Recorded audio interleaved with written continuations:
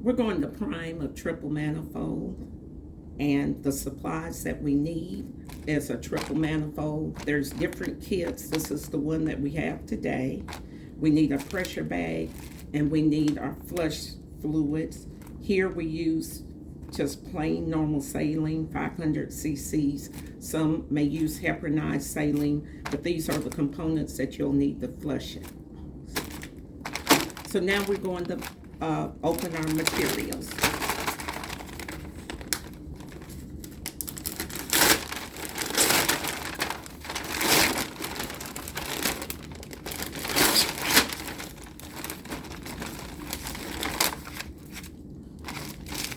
This is the triple manifold, how it comes out of the package. We're going to open our 500 cc's of normal saline. Now, ideally, you want to do spike once instead of twice. So we're going to spike our fluids one time. Okay. And then I'm just going to lay that there, and I'm going to show you what we're going to do with the manifold itself. The first thing is to make sure that your connections are all tight.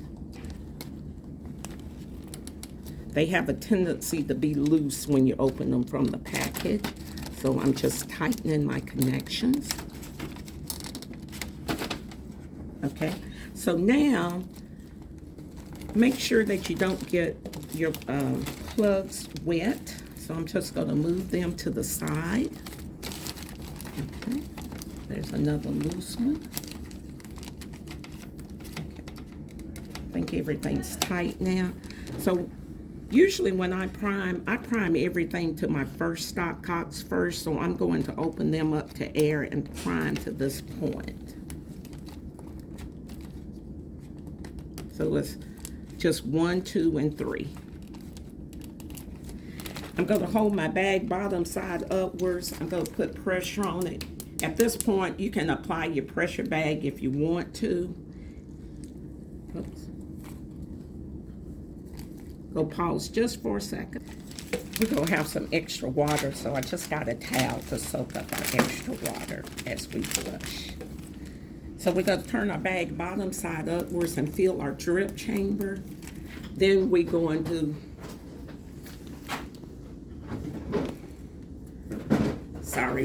So we have our drip chamber completely full.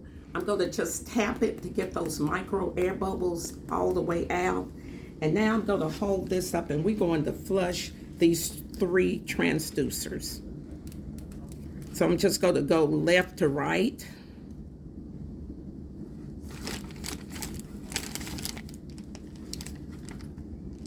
And that one's flushed.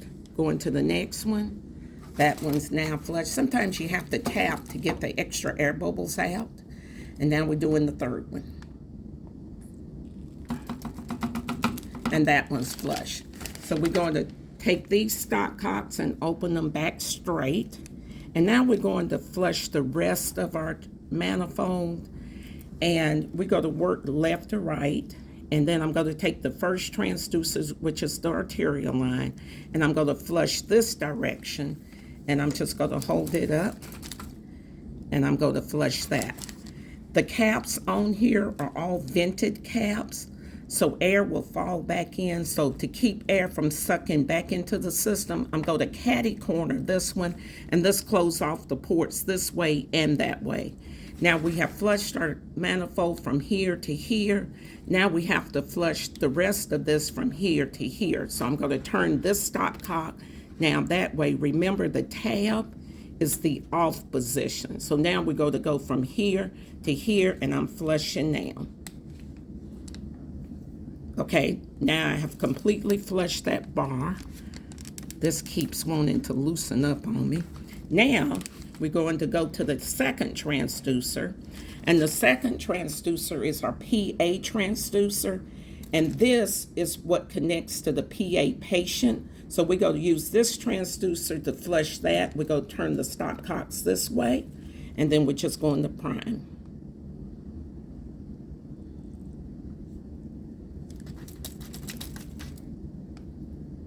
Okay, Now we're going to take the third transducer, which is the CVP transducer. This is where the CVP connects to the patient on the swan. So I'm going to take this transducer and flush it.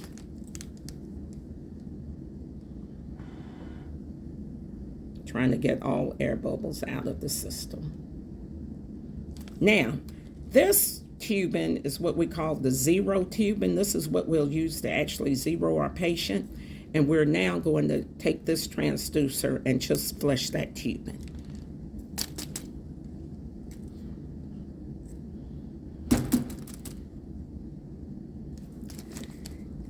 So now we have basically, I'm going to turn this around. This is now left in monitoring position for our patient.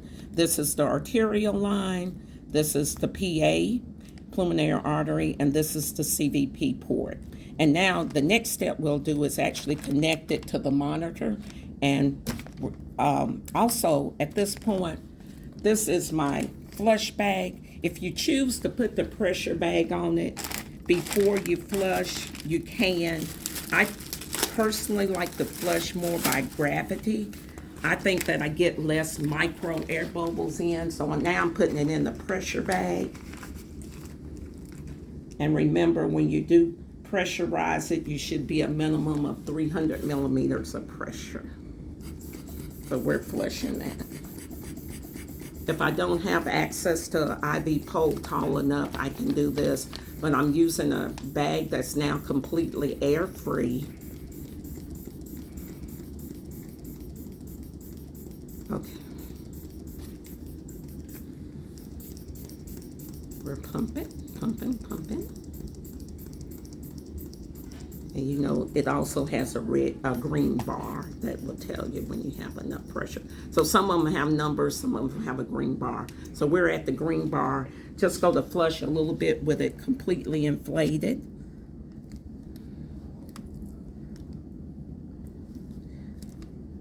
All right, that concludes this portion, and we'll go to step 2. So now we're going, the second part is now putting your manifold, connecting it to the monitor. So we go to talk about this module here, and any pressure field on our module has the capacity of monitoring 2 pressures. I'm going to take my mask off so you can hear me better. So this one, I don't know if you can see it, it says P1 and P3. So we're going to actually, we have a splitter that we can put in there where we can monitor 2 pressures off of the splitter. So I'm going to add that to that now. And then this says pressure 2 and 4. So we're going to put just a single pressure cable in this module. And now for our triple manifold, we now have the capacity to monitor 3 pressures. And those 3 pressures are going to be arterial line, it's going to be pressure 1. Pressure 2 is going to be the PA catheter, and pressure 3 is going to be CVP. So we're going to pause while I connect those cables. This is cable 2. And we also have this bar over here that we can wrap our cables on. So I'm just going to wrap the slack on these cables where they will not touch the floor. And so when we have this sitting this way, these are connections, and they are in order. When we straighten them out, they're in order of 1, 2, and 3. And this is pressure 2, so I'm going to put pressure 2, connect pressure 2. Okay, so pressure 1.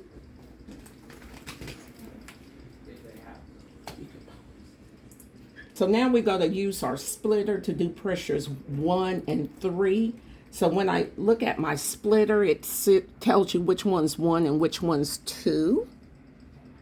And then also, if you just got the splitter and you're plugging it up, you have a red on one side and nothing on the other. Whichever side the red is up, it's always going to be 1, 3, or 2, 4. It goes left to right in counting. So now this cable is pressure 1, and I'm going to connect it to my arterial line transducer. And you can see what the tails look like. They almost like telephone cables. And then this is pressure 3. This will be our CVP line. And this is what I'm going to use for my pressure 3. I'm connecting it. And then the end of that cable, I'm going to plug it in. So now we are connected to our cables, and now we're ready to do our monitor. So now we have connected, and remember we're in 1, 2, and 3, arterial, PA, and CVP. So let's go to our monitor, and then when we connected it to the monitor, we have programmed our monitors to default to what we normally use. So our peak pressure 1 is going to be arterial, pressure 2 is pulmonary artery, and pressure 3 is CVP, and they're also color coded. So now we're just ready to zero our monitor. We go back to the manifold to zero. You have 2 ways to zero. You can zero just from the transducers by zeroing at these stopcocks. If we had a patient, we would use our zero tubing and zero, but the patient's not here yet. So we're going to just zero our manifold.